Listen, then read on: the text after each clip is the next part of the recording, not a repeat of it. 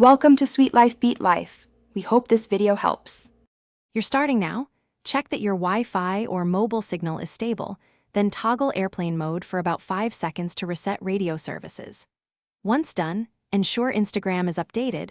Updates fix reload bugs. Next, force quit the app and reopen it.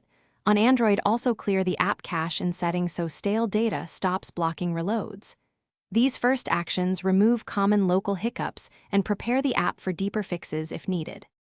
If the issue persists, log out to refresh session tokens, log back in and try reloading the feed.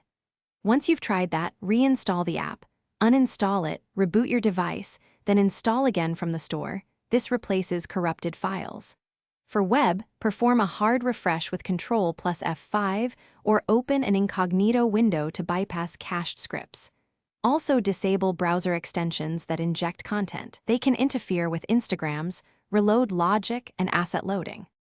To finish, reset your network settings if reloads still fail. This clears problematic DNS or proxy rules.